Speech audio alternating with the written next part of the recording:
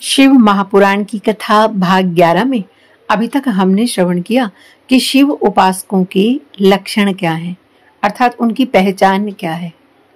और आज की कथा में हम श्रवण करेंगे कि किस प्रकार पूजा करने पर भगवान भोलेनाथ कलयुगी जीवों पर अपनी कृपा बरसाते हैं।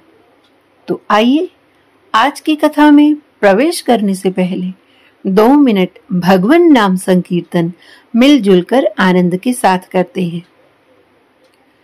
ओम नमः शिवाय, ओम नमः शिवाय, ओम नमः शिवाय, ओम नमः शिवाय, ओम नमः शिवाय, ओम नमः शिवाय, ओम नमः शिवाय, ओम नमः शिवाय, ओम नमः शिवाय, ओम नमः शिवाय, ओम नमः शिवाय, ओम नमः शिवाय, ओम नमः शिवाय, ओम नमः शिवाय, ओम नमः शिवाय, ओम नमः शिवाय, ओम नमः शिवाय।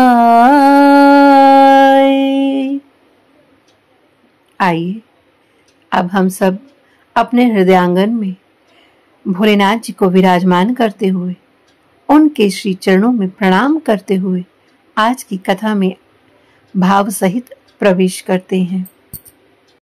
तो अब सूत जी शौनक आदि ऋषियों को बताते हैं कि शिव भक्त को किस दिशा में बैठकर और कैसे शिवलिंग की पूजा करनी चाहिए जिससे उसे भगवान शिव की प्रसन्नता प्राप्त हो जाए और उत्तम फल को वो प्राप्त कर सके।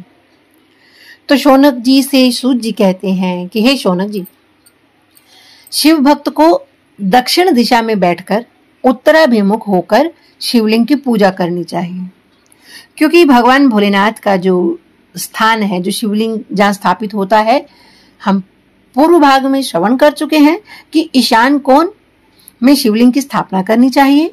ईशान कोण अर्थात उत्तरी पूर्वी दिशा में, और पूर्व दिशा में कभी भी बैठकर शिव भक्त को पूजा नहीं करनी चाहिए, क्योंकि पूर्व दिशा ये भगवान भोलेनाथ जी के बिल्कुल सामने पड़ती है और अपने इष्ट देव के सामने कभी भी अवरोध नहीं करना चाहिए, उनकी दृष्टि में कभी बाधा नहीं डालनी चाहिए।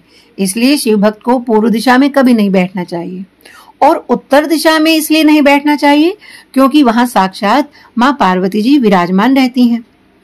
और पश्चिम दिशा में इसलिए नहीं बैठना चाहिए क्योंकि पश्चिम दिशा ये शिव जी का पीछे का भाग है और पूजा कभी भी पीछे से नहीं करनी चाहिए।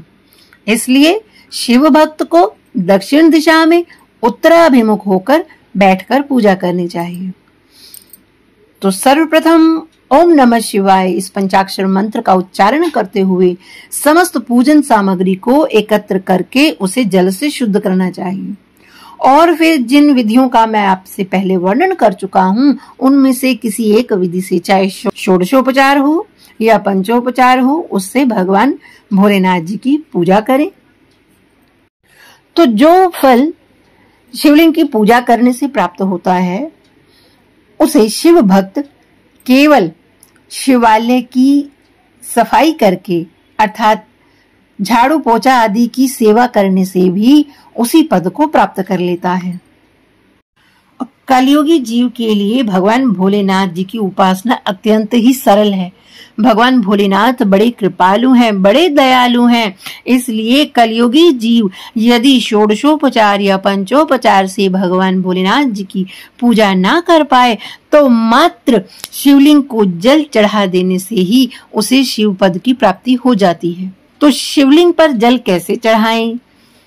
शिवलिंग पर जल हमेशा तांबे या पीतल के लोटे से चढ़ाएं और जल चढ़ाते समय मन में भगवान शिव का ध्यान करते हुए धीरे धीरे जल की बिल्कुल पतली धार, बिल्कुल अटूट धार शिवलिंग पर अर्पित करते समय शिव पंचाक्षर मंत्र ओम नमः शिवाय इस प्रकार जप करना चाहिए। और इसके अतिरिक्त शिव गायत्री मंत्र का भी जप कर सकते हैं।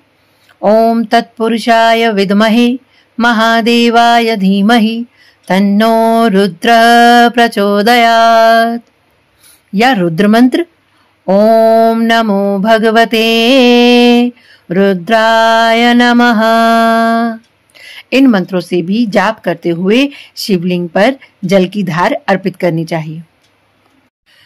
और भगवान भोलेनाथ जी को अत्यंत प्रिय गंगा जल है, तो गंगा जल से शिवलिंग का अभिषेक करना चाहिए। महादेव जी को यह अभिषेक सबसे प्रिय है और गंगा जल से अभिषेक करने पर शिव भक्त को भक्ति और मुक्ति दोनों मिलते हैं।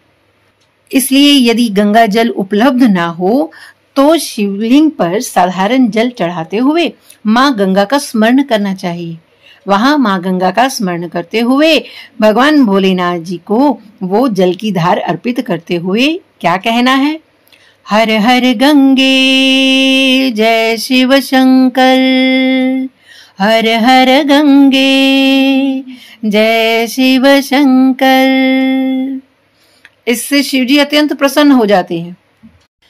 इसलिए जिस व्यक्ति को सभी भोग प्राप्त करने हो, सभी प्रकार के यदि सुख वो लेना चाहता है कि संतान की प्राप्ति भी हो जाए, मेरा मंगल भी हो जाए और अंत समय में मुझे मृत्यु की पीड़ा भी ना सहन करनी पड़े, तो शिव भक्त को शिवालय में जाकर शिवलिंग के सामने भगवान भोलेनाथ जी का नाम, माँ पार्वती जी का नाम, गणेश जी का नाम, कार्तिकेय जी का नाम, गंगे जी का नाम और नंदी जी का नाम लेना चाहिए। और ऐसा करने से भगवान भोलेनाथ अत्यंत प्रसन्न होकर उसे सभी भोग प्राप्त कराते हैं और उसको जीवन और मरण के चक्कर से भी बचाते हैं। और जो भक्त शिवलिंग पर चंदन का लेप लगाते हैं उसे इंद्र भी पराजित नहीं कर सकते। और यदि वो इतना भी ना कर पाए तो मात्र एक बिल्व पत्र ही चढ़ा दे तो भी भगवान भोलेनाथ उस पर अत्यंत प्रसन्न हो जाते हैं। और यदि मनुष्य न शिवलिंग पर जल चढ़ा पाए, न बिल्व पत्र अर्पित कर पाए और न ही चंदन का लेप लगा पाए, तो मात्र भगवान भोलेनाथ जी को केवल शिवालय में जाकर 3 बार महादेव महादेव महादेव भी कह दे तो स्वयं भगवान भोलेनाथ कहते हैं। वो क्या कहते हैं? महादेव महादेव महादेवेति यो वदेत एकेन मुक्तिम् आप्नोति द्वाभ्यां शंभु ऋणी भवेत्।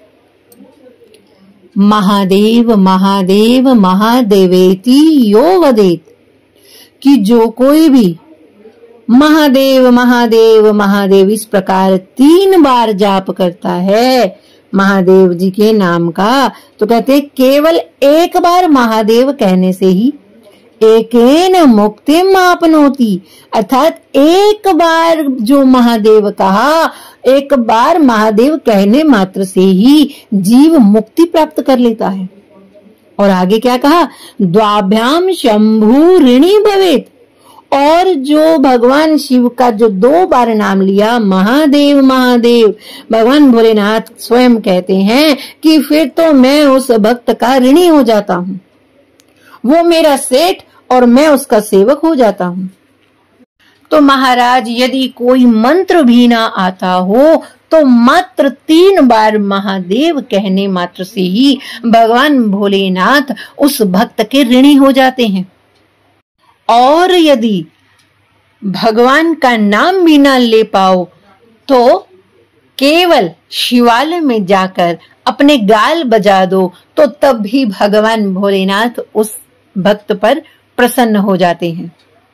और यदि इतना भी ना कर पाओ तो बस शिवलिंग को देख कर ही, उसका दर्शन करके प्रणाम करने मात्र से ही भक्त शिव पद का अधिकारी हो जाता है। जन साधारण को तो केवल दर्शन मात्र से ही फल मिल जाता है। स्वयं ब्रह्मा जी ने नारद जी से कहा कि यदि कुछ भी ना कर सको तो केवल दर्शन करके ही प्रणाम कर लेना, और नजदीक ना भी जाओ तो केवल दूर से ही प्रणाम कर लेना, और यदि सामने मंदिर भी ना हो तो मन से ही प्रभु को प्रणाम कर लेना, मानसिक पूजा कर लेना। अरे इससे भी भगवान भोलेनाथ सब पापों से मुक्त कर देते हैं और वो जीव उत्तम फल का अधिकारी बन जाता है। इतने दयालु, इतने कृपालु भगवान भोलेनाथ। अरे कलयुगी जीवों के लिए तो कितने सरल साधन हैं भगवत प्राप्ति के। इसलिए हर मनुष्य को शिव जी का भजन करना चाहिए। श्री गोस्वामी तुलसीदास जी ने भगवान भोलेनाथ जी की उदारता का इतना सुंदर वर्णन किया है उनकी कवितावली में, उनकी विनय पत्रिका में, जिसका हम श्रवण अगले भाग में करेंगे। तब तक हरये नमः, हरये नमः, हरये नमः।